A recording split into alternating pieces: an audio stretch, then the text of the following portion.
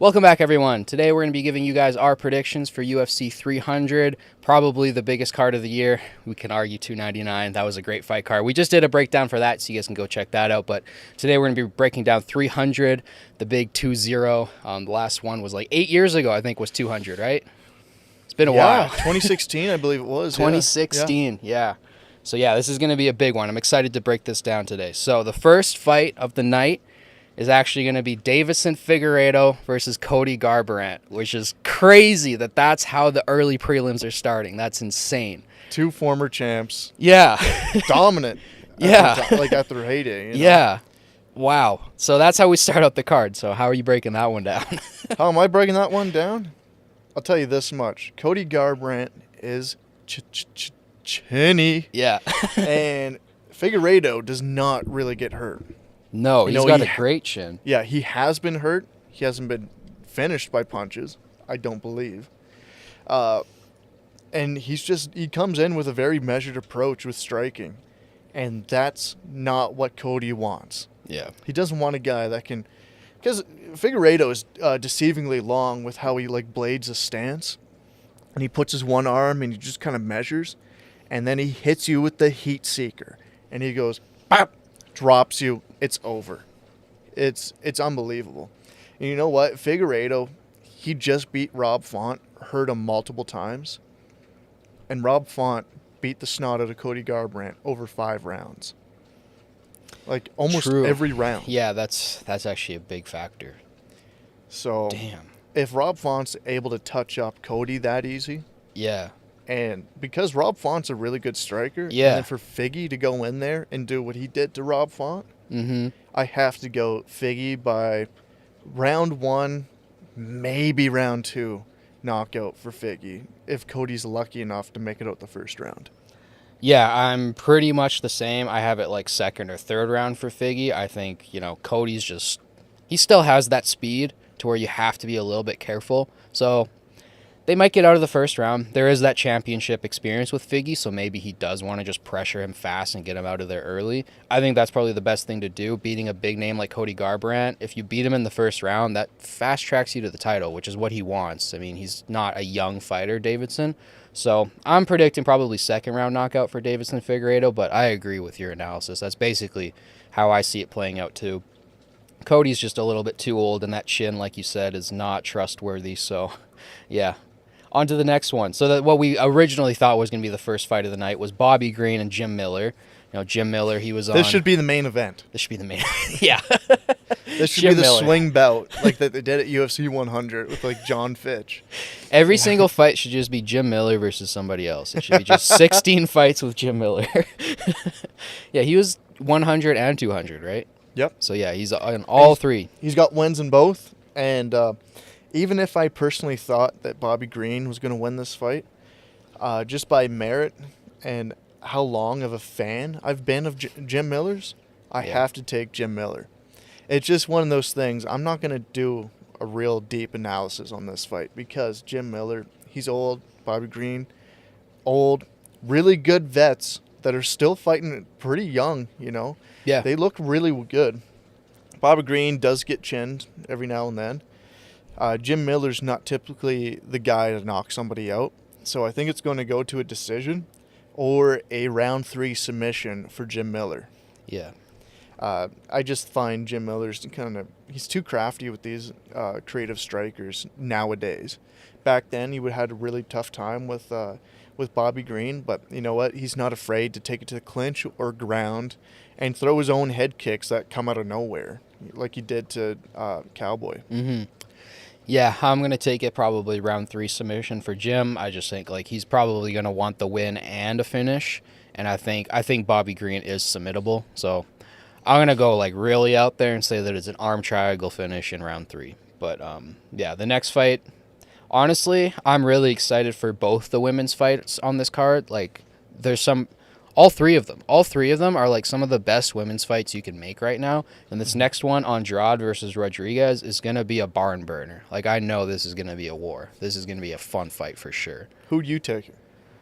Oh, see, normally I'd go with Andrade just because that power is very deceptive, but Rodriguez has great distance management, and against a 5-1 fighter over 3 rounds, it's not 5. Like I think that's just not enough time for Andrade to figure out Rodriguez. I think I'm going to edge Rodriguez in a very close decision. Yeah. I was going to take Rodriguez, but for the fun of it, I'm going to take Andrade Okay. by submission second round. Okay. I think she's going to use her takedowns, and because Rodriguez doesn't have the best takedown defense against high-level wrestlers. Mm-hmm. And Jessica Andrade, I'd say she's one of the high-level takedown artists in 115. There's Tatiana Suarez that's better. Yeah, for sure. And that's pretty much it. That's, top of my head, I don't. Mackenzie Dern can't land a takedown Yeah. for the life of her. Yeah. Why? Yeah. Yeah, she's frustrating to watch. Yeah, I think this is pretty 50-50. I'm super excited for it. I think it's going to be a fun fight. Yeah, I think whoever wins this fight, it's going to be one-way traffic for them. It's Ooh. not going to be a 50-50 match by the end of the fight. It's either going to be Jessica takes over early or Marina does. I don't think it's going to be like a split decision fight. Okay. Fair enough. And then we have Jalen Turner and Hanato. That's weird. It's supposed to be Moicano. Yeah, I'm not familiar with that version of his last name. I think that's his second last name. Oh, yeah, because Brazilians have too many names. Yes. Okay, so Moicano versus Turner. I mean, obviously we both like Moicano. That last call-out was pretty sick, but not a great matchup for him. I hate this matchup. Yeah. I'm going with Turner. I think Turner's going to knock him out in the first. Yeah, I agree. And it's not because Moicano's not a good fighter. I think it's just because he doesn't have enough time to fight someone like Jalen Turner. This is a very short notice fight. Yeah, very. He just fought, and he got chinned up a little bit by Dober, but he was able to get the takedowns when he needed them. Mm-hmm. This is a terrible matchup because it is almost impossible to get into Jalen Turner's range without getting hurt before you can land your strikes. Like, Dan Hooker barely won his fight against Jalen Turner. But those first 2 rounds were so awful. He had to get so brutally beat up and just go, F it, it's do or die. Yeah. Where I'm not sure if Moicano has that option. I don't think he has that same chin. But with that being said, Jalen Turner does have a suspect ground game. So I'm still leaning towards Jalen Turner, but my heart is with Moicano. Yeah, same. Heart with Moicano, head with Turner. Yeah. Next up, Yusuf and Lopez. This is also a fun one because these are 2 younger prospects, and Lopez, man, I like that kid. Lopez is my dude.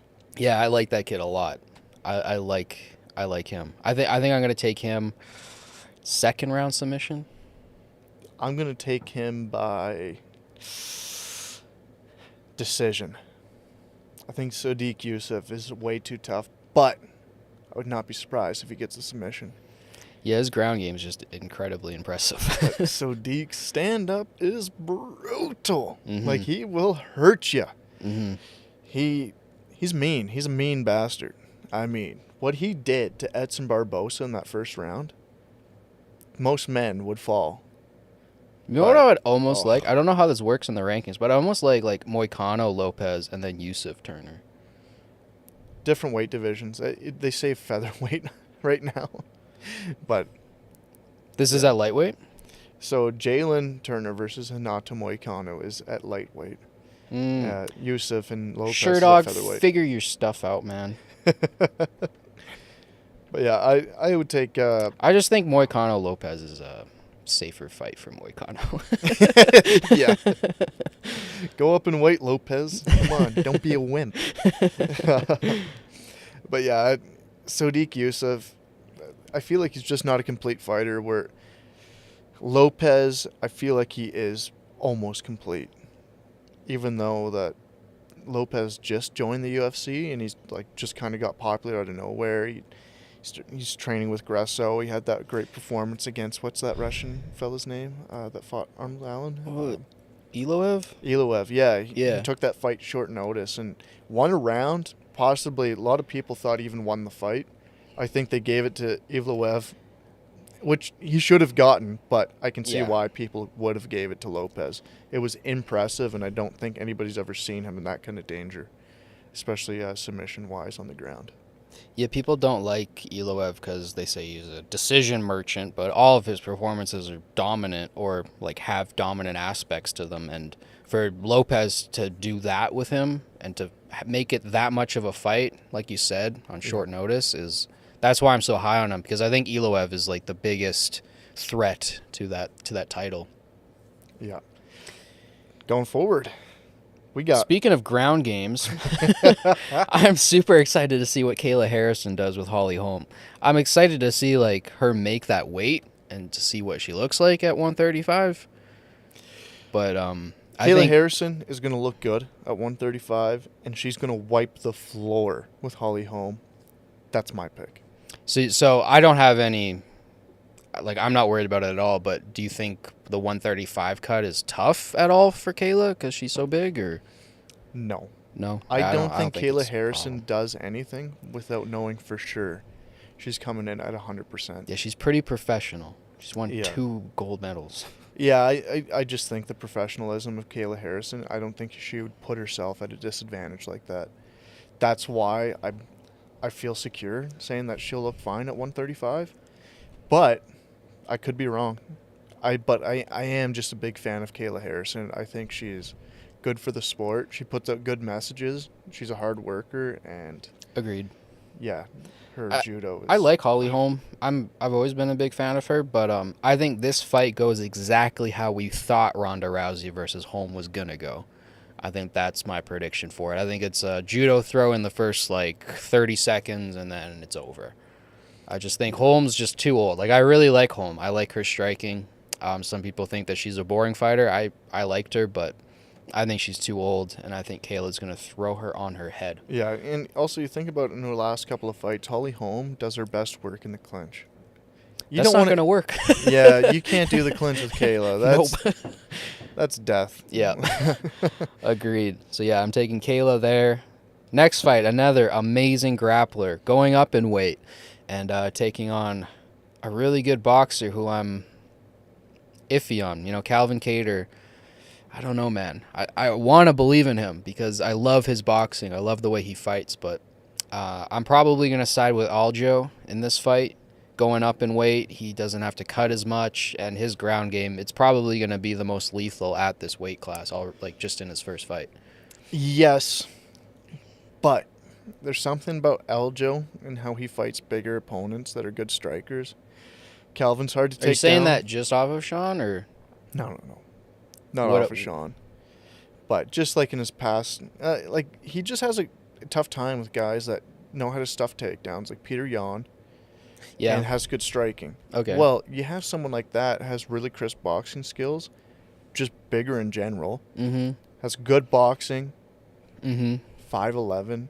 Yeah, that's a big factor. I think I want Aljo to win, but I think Calvin Kattar is going to bring it to a decision or a late TKO stoppage.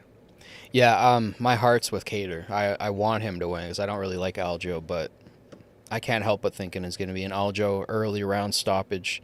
And he kind of needs like a stoppage in his featherweight debut if he really wants to get to the title quickly. So Yeah, if he this is goes getting to a up there. decision or he loses, that's not a good look. So yeah, my brain's saying Sterling, but I really want Kattar to pull that out. Next fight, we got somebody who looks like Calvin Kattar. Yeah. Jerry. Hey, mind you guys, the prelim main event. Prelim Yeah, we'll get to main this. event. Yuri Prohaska versus Alexander Rakic. Should be on the main card, but we'll get to that. That's pay-per-view worthy in a down month, but Yeah. that's an insane fight. So yeah, taller version of Calvin Kattar with a schizophrenic love for samurai Yeah. versus who we both think is probably the most talented fighter at this weight class in Alexander Rakic. I think we've both said for quite a while now that this guy has the skills to become champ. This is the test. This is the unorthodox, weird puzzle that he's going to have to solve to prove that he can go on that championship run. Yeah. It just sucks because Rakic, he took away a lot of his prime getting Yeah. hurt. I'm Yeah. hoping he's fully healthy. I think a healthy Rakic is pretty much an unstoppable force in this weight Agreed. division. I know he had like a weird decision loss to I believe it was Ozdemir, which he should have won. Yeah, I thought he won that one. Yeah. So besides that, he's looked pretty near perfect. He had finishes early on in his UFC career. A lot of people kind of kind of spoke poorly of him because he was taking fights to a decision, but he was chopping legs out. He just knows how to play the whole game perfectly. And he was beating Jan up until his leg injury, which is a freak mistake or a freak accident. It sucks, but you know what? I think he's going to come back. He's going to show what he's worth in the company, and it's going to show that he is the best light heavyweight.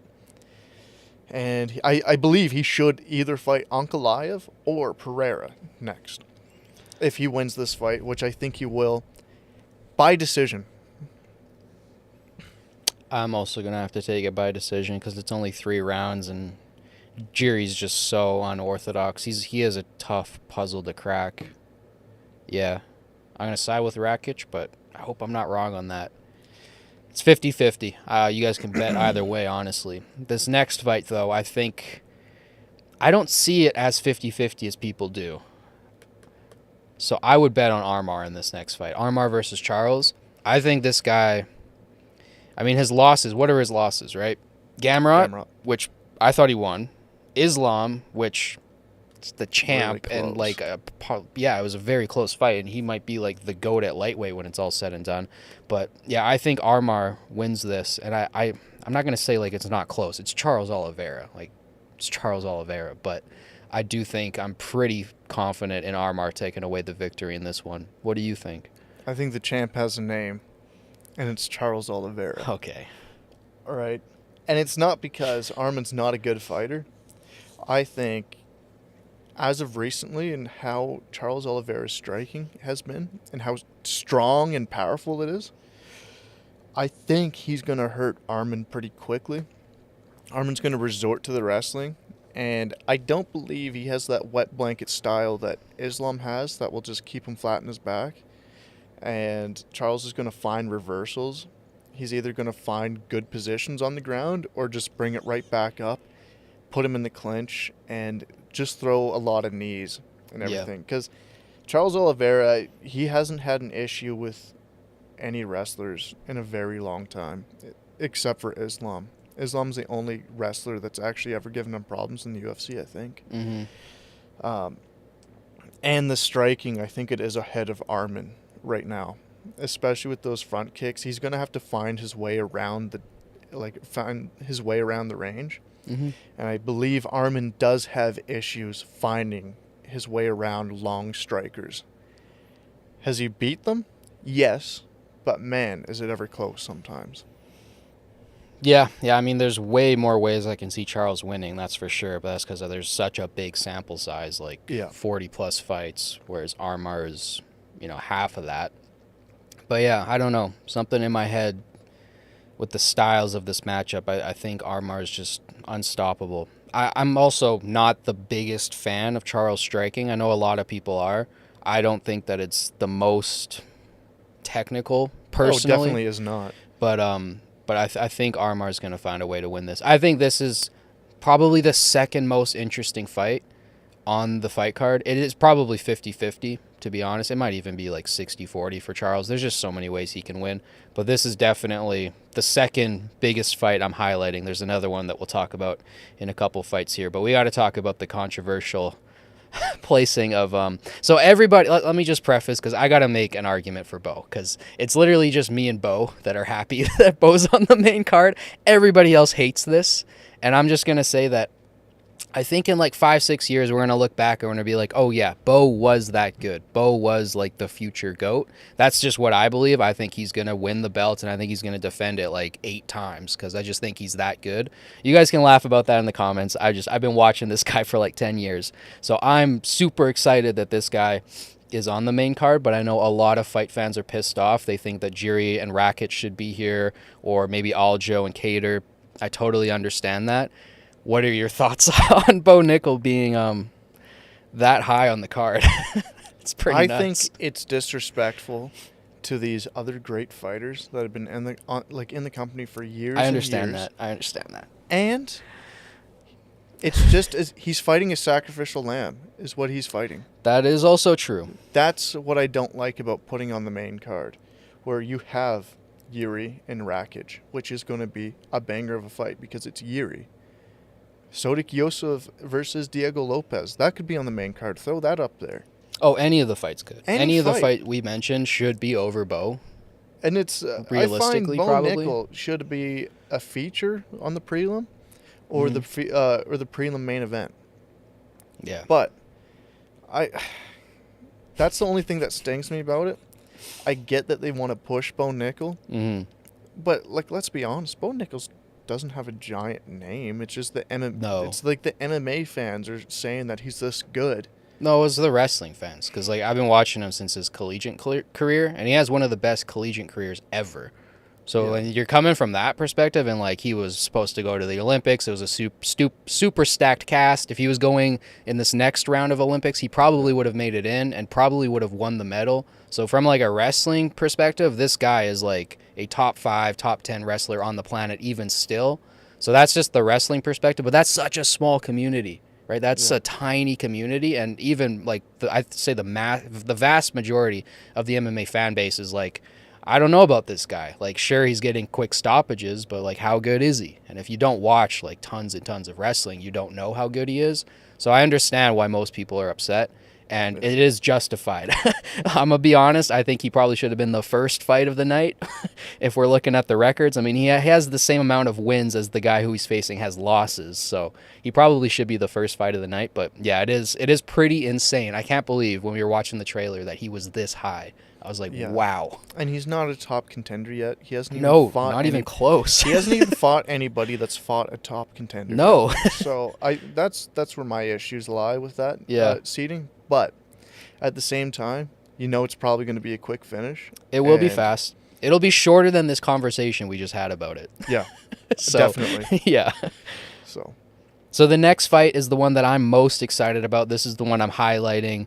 I'm so interested on how this plays out. I've been thinking about it for a couple years now because there was some talks of it, but it's Justin Gaethje and Max Holloway. Max Holloway going up in weight. I've always wanted to see him at 155. I always thought he was killing himself going down to 145. He never looked good. I thought 155 is where he should be at. And man, you talk about two guys who will throw down, who will leave their chins out there, who will give us a war. This almost should be 10 rounds. This is so good. It should almost be 10 rounds because they're going to go to war from the start of the bell to the last bell. It's going to be amazing. I think this will be fight of the year. This is what I'm predicting to be fight of the year. Yeah, and I know a lot of people are picking Gaethje because he's stronger. He's got better power. He's slick. He's got the good wrestling defense. He never uses his wrestling. But his timing has been immaculate as of recently. Mm-hmm.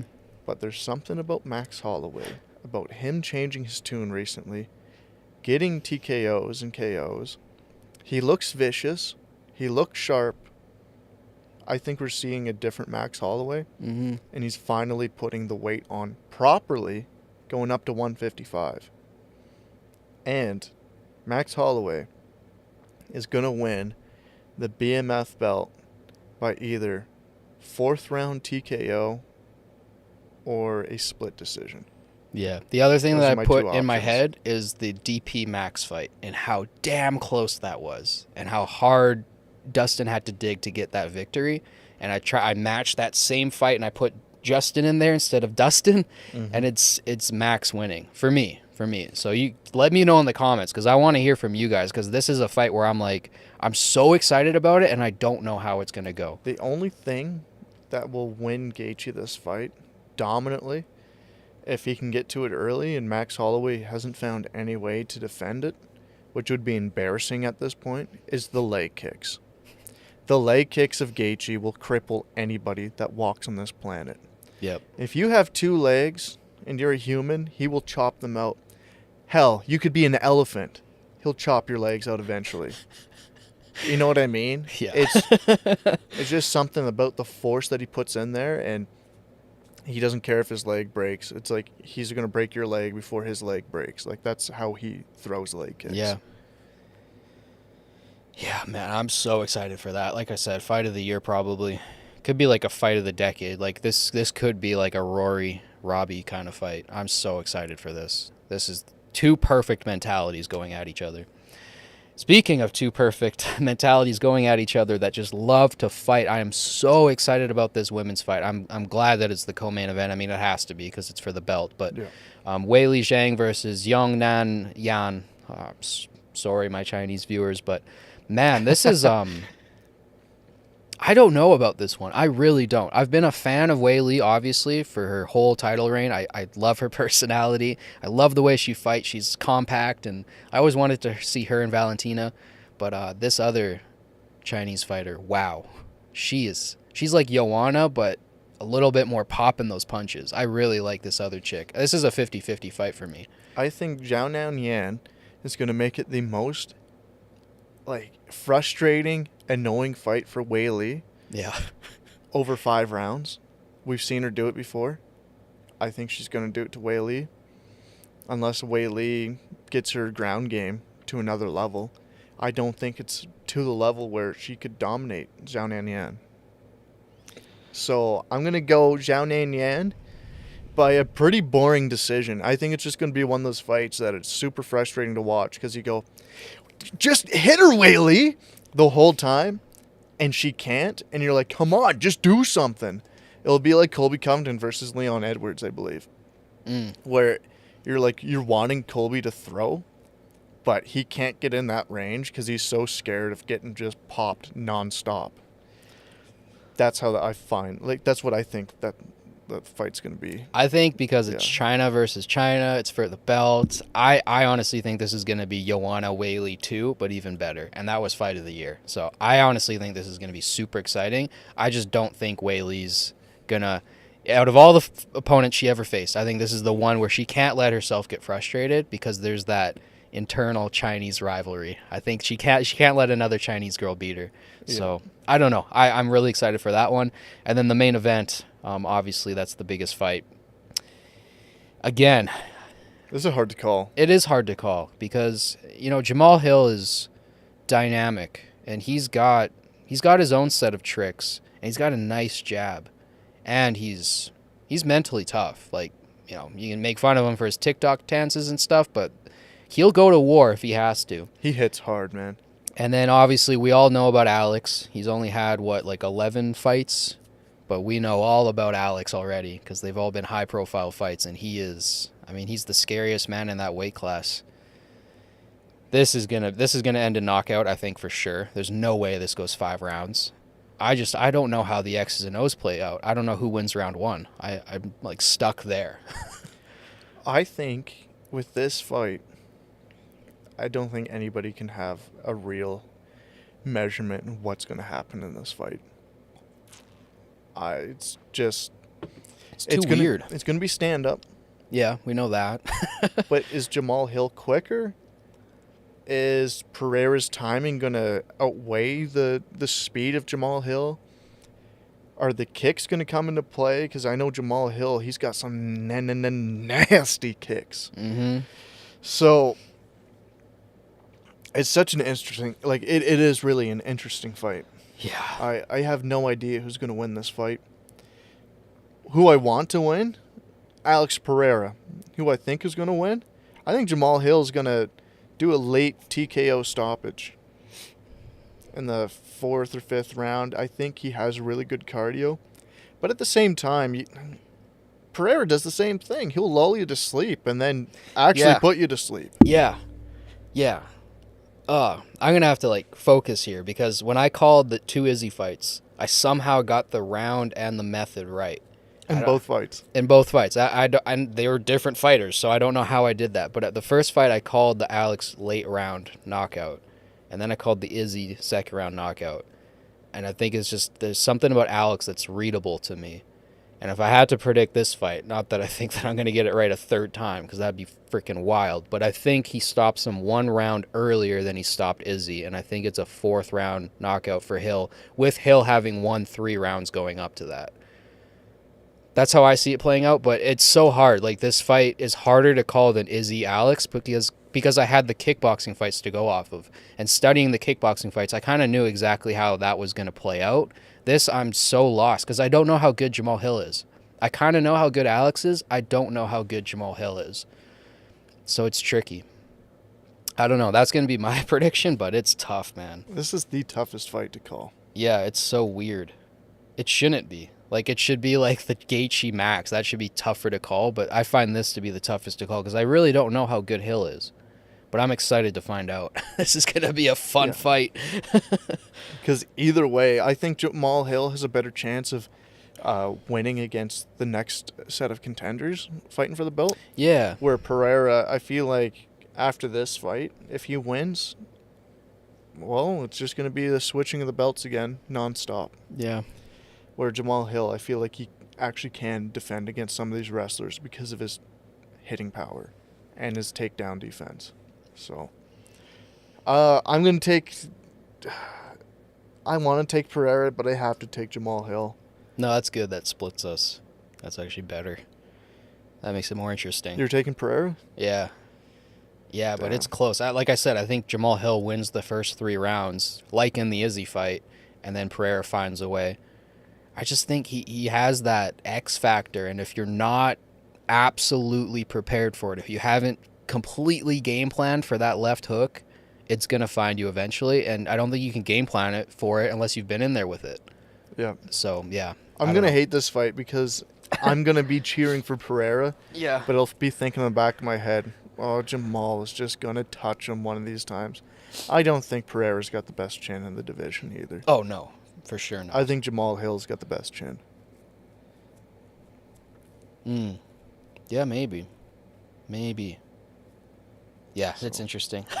I don't know. You guys have to let me know because this is such a hard fight to call. So let me know in the comments, who do you guys have winning the main event? Who do you guys have winning all the fights? I mean, give me your full predictions because this fight card is stacked. I mean, I want to hear from you guys on all the fights. So, and let us know in the comments, what fight card did you think is more interesting for matchups? 299 or 300? Yeah, good question. Because I think 300, he thinks 299. Yeah. It's pretty close. I think we can both agree that it's the best back-to-back fight cards we've had in a while. And I feel super blessed to have that.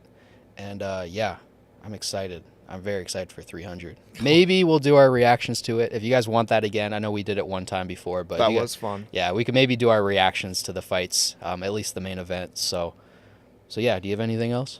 No, that's it. I mean... We got some suspect fight cards in between. There's some nice main events, actually. Yeah. Like the Brendan Allen versus Vettori. That's going to be a fun fight. He's getting purple shorts. Who is? Brendan Allen. Really? Yeah, I think that's what they asked for in the press conference. I could be wrong, but I think he asked for purple shorts, and I think he's getting them. That might be the first time I ever cheer for Brendan Allen, just because of the shorts. Yeah, I know Sean's coming back with the pink, so get used to that until Marab beats him. That is pretty sweet. I'm not gonna lie. I don't mind the pink shorts. They do look sick, especially with like the yellow. Like that looked pretty cool. Yeah. So yeah, those are my thoughts on the matches. So yeah, we had a couple of them that we agreed on, but a lot of them are 50-50. We're pretty split on a lot of them. So. Yeah, if you're a bettor, I'm sorry. We weren't much help today. Yeah. But definitely let me know in the comments, who do you guys have for all the fights. Don't forget to like and subscribe. And thank you guys for watching as always. I'll catch you in the next one. Peace. Ciao.